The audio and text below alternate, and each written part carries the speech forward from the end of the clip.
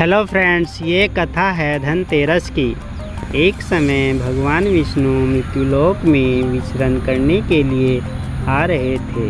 तब लक्ष्मी जी ने भी उनसे साथ चलने का आग्रह किया। तब विष्णु जी ने कहा कि यदि मैं जो बात कहूँ तुम अगर वैसा ही मानो तो फिर चलो।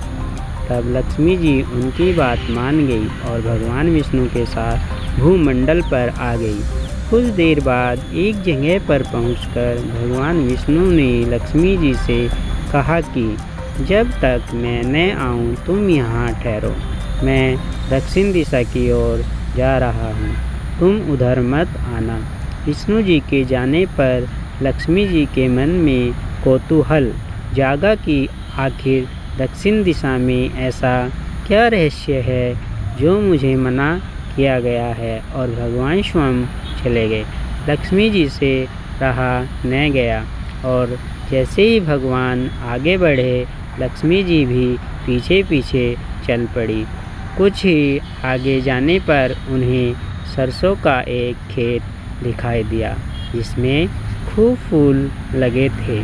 सरसों की शोभा देखकर वह मंत्रमुग्ध हो गई और फूल तोड़कर अपना श्रृंगार करने के बाद आगे बढ़ी। आगे जाने पर एक गन्ने के खेत से लक्ष्मी जी गन्ने तोड़कर रस चूसने लगी। उसी क्षण विष्णु जी आए और यह देख लक्ष्मी जी पर नाराज होकर उन्हें श्राप दे दिया कि मैंने तुम्हें इधर आने को मना किया था, पर तुमने मानी और किसान की चोरी का अपराध कर बैठी। अब तुम इस अपराध के जुर्म में इस किसान की 12 वर्ष तक सेवा करो। ऐसा कहकर भगवान उन्हें छोड़कर क्षीर सागर चले गए। तब लक्ष्मी जी उस गरीब किसान के घर रहने लगी। एक दिन लक्ष्मी जी ने उस किसान की पत्नी से कहा कि तुम स्नान कर पहले मेरी बनाई गई इस देवी लक्ष्मी का पूजन करो, फिर रसोई बनाना, तब तुम जो मांगोगी मिलेगा। किसान की पत्नी ने ऐसा ही किया। पूजा के प्रभाव और लक्ष्मी जी की कृपा से किसान का घर दूसरे ही दिन से अन्न, धन, रत्न, स्वर्ण आदि से भर गया। लक्ष्मी जी ने किसान को धन धान्य से पूर्ण कर दिया।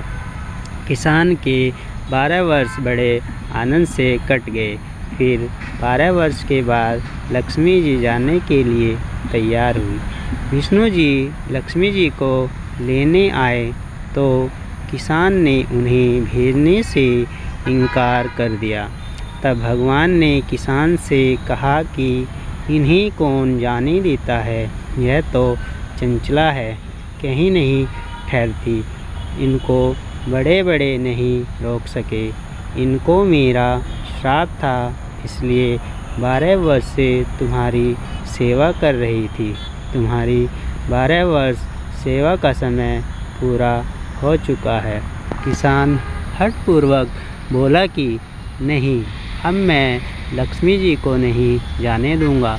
तब लक्ष्मी जी ने कहा कि हे किसान, तुम मुझे रोकना चाहते हो तो जो मैं कहूँ वैसा करो।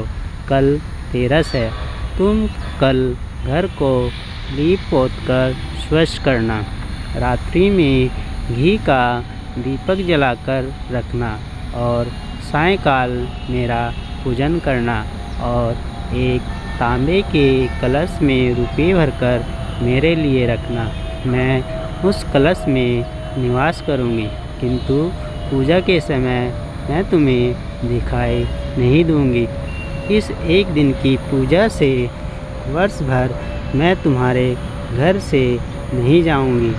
यह कहकर वह दीपकों के प्रभाव के साथ 10 दिशाओं में फैल गई। अगले दिन किसान ने लक्ष्मी जी के कथा अनुसार पूजन किया। उसका घर धन धान्य से पूर्ण हो गया। इसी वजह से हर वर्ष तेरस के दिन लक्ष्मी जी की पूजा होने लगी। धन्यवाद।